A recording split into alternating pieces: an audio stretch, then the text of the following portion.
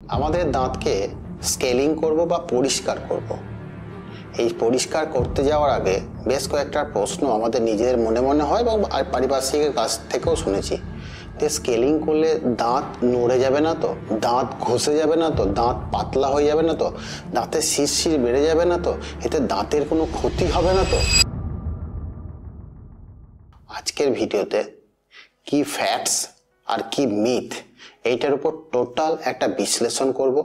সেই জন্য ভিডিওটা শেষ পর্যন্ত থাকুন, দেখলে বুঝতে পারবেন ফ্যাক্টস কি আর মিথ কি। আর চ্যানেলে যদি নতুন এসে থাকেন চ্যানেলটা অবশ্যই সাবস্ক্রাইব করবেন আর বেল আইকনটা টিপে রাখবেন, যাতে প্রথম নোটিফিকেশনটা আপনার কাছেই যায়।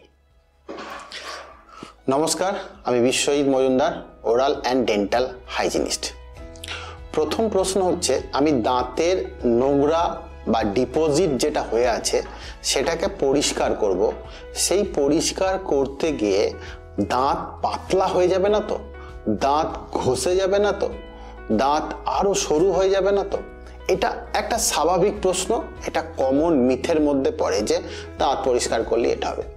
প্রথম কথা বলে রাখি, আল্ট্রাসোনিক যে স্কেলার মেশিন দিয়ে ডেন্টিস্টরা দাঁতকে পরিষ্কার করে সেটা একটা ভাইব্রেশন কম্পাঙ্ক তৈরি করে, আর তার সঙ্গে জলের একটা ফ্লো যায়।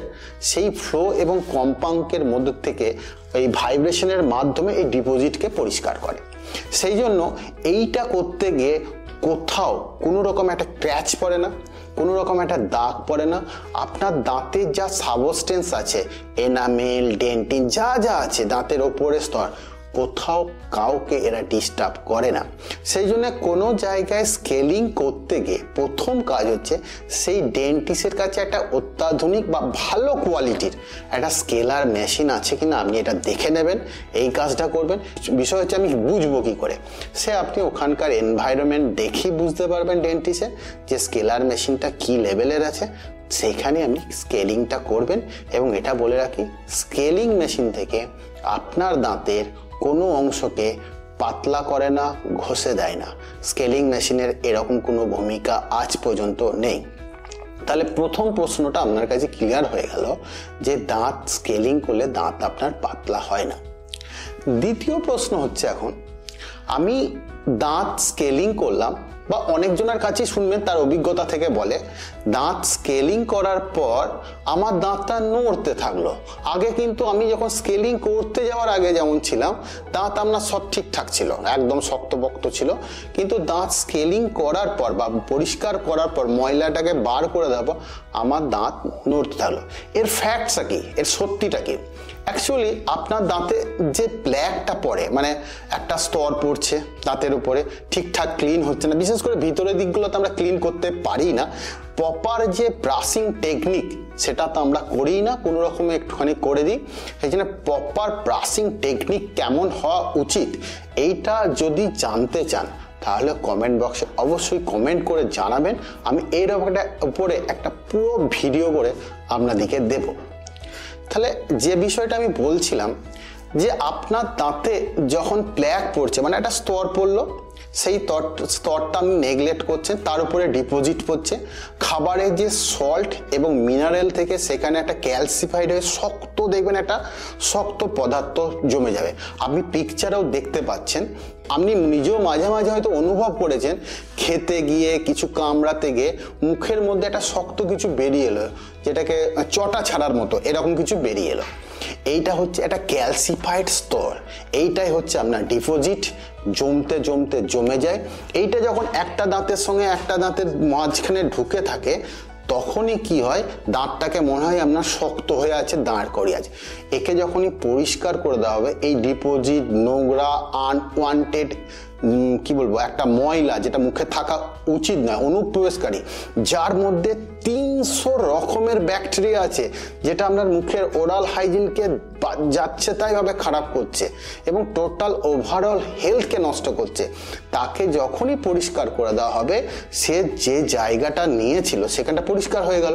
আপনার দাঁতকে তো নষ্ট করেছিল, ফলে তখন দাঁত মনে হবে আপনার নড়ছে বা হিলে গেছে। অ্যাকচুয়ালি কিন্তু দাঁতটা নড়তো, কিন্তু ও শক্ত হয়ে জমেছিল বলে তখন বুঝতে পারতেন না। এবার এই আনওয়ান্টেড জিনিসটা যখনই আপনার সরে গেল তখন আপনার দাঁত নড়ছে, কিন্তু দাঁতের কাছে আর একটা সুযোগ থাকবে, সে মাড়িকে, তার গামসকে আবার ভালোভাবে হেলদি করার এবং দাঁতকে আবার পুনরায় পুনরুজ্জীবিত করা এবং নিজের জায়গায় পৌঁছে দেওয়া। সেটা যদিও সিচুয়েশন অনুসারে হয়, কিন্তু একটা সুযোগ থাকবে।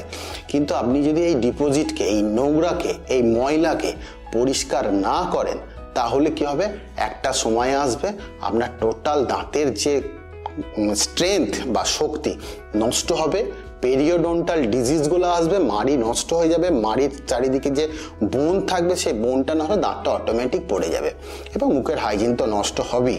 সেই জন্য পরিষ্কার বা স্কেলিং করবেন, এই ডিপোজিটকে, আনওয়ান্টেড অনুপ্রবেশকারী নোংরাকে পরিষ্কার করে দেবেন, এটা আপনার উচিত। এতে দাঁত নড়বে না।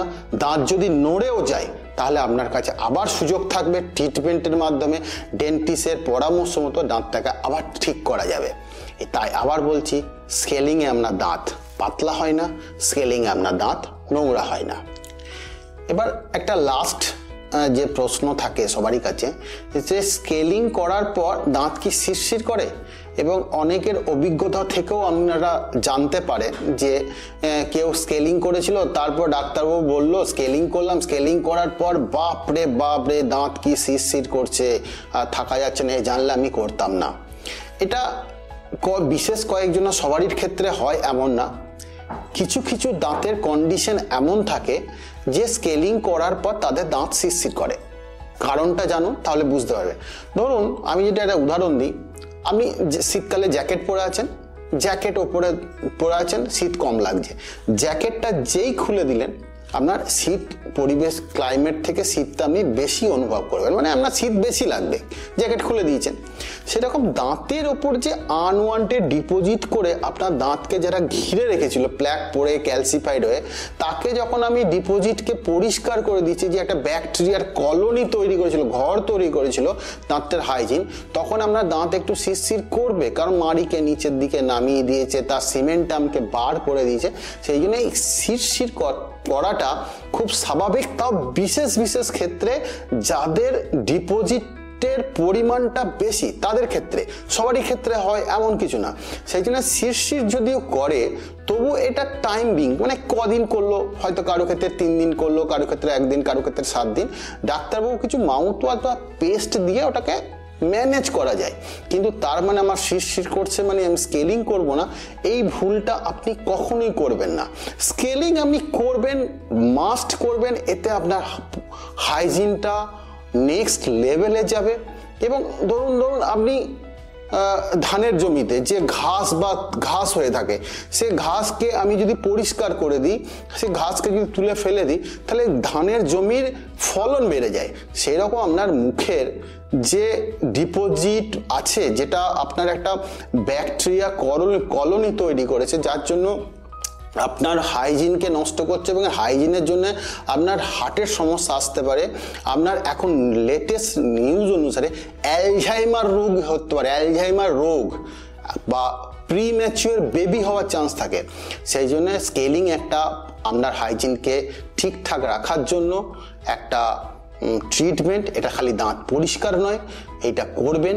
এবং বছরে এমনি আমাদের ডেন্টাল অনুসারে, পড়াশোনার অনুসারে আমি বলছি, 6 মাস অন্তর ভিজিট করে যদি দেখা যায় যে ডাক্তারবাবু বললো যে একবার স্কেলিং করে নিতে পারেন, না হলে আপনি বছরে একবার অবশ্যই দাঁতটাকে স্কেলিং করবেন। এই ছিল আজকে আমার টোটাল একটা মিথ আর ফ্যাক্টস ওপর, স্কেলিংয়ের মিথ আর ফ্যাক্টসের ওপর ভিডিও। এবং যারা এই মিথটাকে নিয়ে বসে আছে তাদেরকে বোঝাবার জন্য তাদেরকে পাঠান এবং সাবস্ক্রাইব করবেন। আর কিছু জানতে চাইলে বা পরামর্শ দিতে চাইলে কমেন্ট বক্সে কমেন্ট করবেন, তাহলে আমি উৎসাহ পাবো। ভালো থাকুন, সুস্থ থাকুন।